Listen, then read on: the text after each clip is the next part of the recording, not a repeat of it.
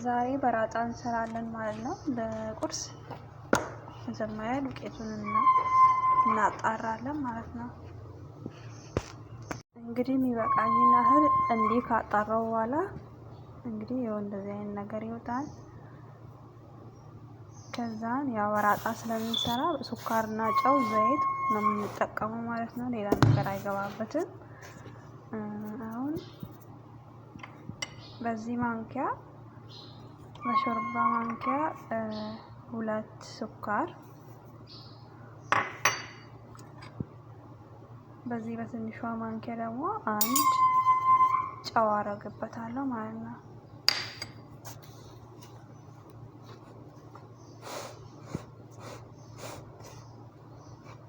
እና ዘይት ይፈልጋል በደንብ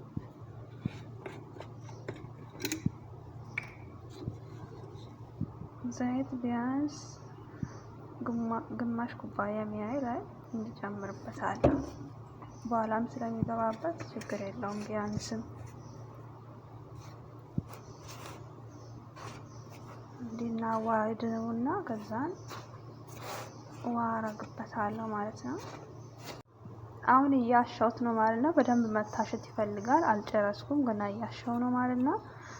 ያው ዱቄት የተጠቀምኩት በትልቁ ቢያንስ 1 ኪሎ ከግማሽ የሚሆን በትልቁ ኩባያ። እኔ እንግዲህ ያው አሽቼ ጨርሻለሁ ማለት ነው። ከዛ በኋላ ስንቆርጠው እንዳያስቸግረን ትንሽዬ ዘይት እናደርግበታለን ላዩ ላይ ሁሉ ቦታ እንዲደርስ እንደዚህ እናደርገውና ለ10 እና 15 ደቂቃ በትንሹ 10 ደቂቃ እና ቁጭ እናደርገዋለን ማለት ነው። ከዛ በኋላ የዳመጥኩ አሳያችኋለሁ። ባይ ባይ። ያው እንደዚህ ቆራርጬዋለሁ ማለት ነው። ከዛ ባላው ላይ ዘይት አድርጌያለሁ እና እንደምትፈልጉት መጠን ዘይት ማድረግ ትችላላችሁ። ያው ዘይት በጨመራችሁ ቁጥር እሱ በጣም ቆንጆ እየሆነ ነው የሚሄደው። ከዛ በኋላ ትንሽ ስለቆየ በእጃችን ነው እንደምንጠፈጥፈው። በመዳመጫ መዳመጥ እንችላለን። ትንሽ ሰፋ ካረኩት በኋላ ከፈት ካረኩት በኋላ እንደዚህ በዘይት እየጨመርን እንደዚህ ቀጭን እስኪሆን ድረስ እናሰፋዋለን ማለት ነው።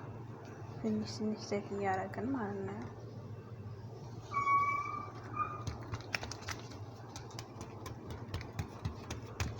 በሁሉም በኩል እንደዚህ እንከፍተዋለን። ከዛ በኋላ እንደዚህ ያው በአንድ እጄ ካሜራውን ስላስኩ ነው፣ ስልኬን ስላስኩ ነው።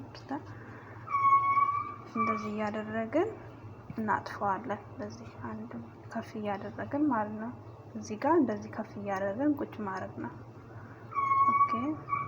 ከዛ እንደዚህ ጠቅለን ስንጨርስ ትንሽ እንደዚህ መታ እናደርገዋለን። ከዛ በኋላ እንደዚህ መጠቅለል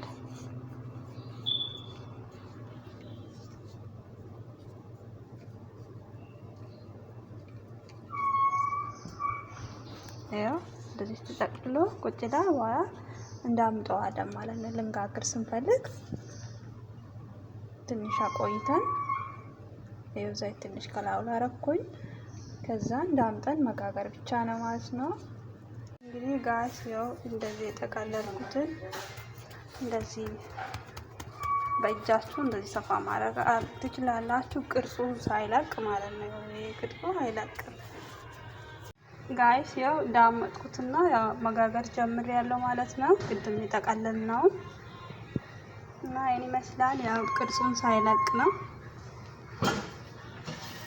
ከዛ እንደዚህ ይሆናል ማለት ነው። በጣም ነው የሚያምረው። ሞክሩት ጋይስ። እንግዲህ ያው ጨርሻለሁ ማለት ነው። በዚህ መልኩ እና በጣም ነው ደስ የሚለው ስላሴው፣ ጣዕሙ ራሱ ሞክሩት እና ታመሰግኑኛላችሁ።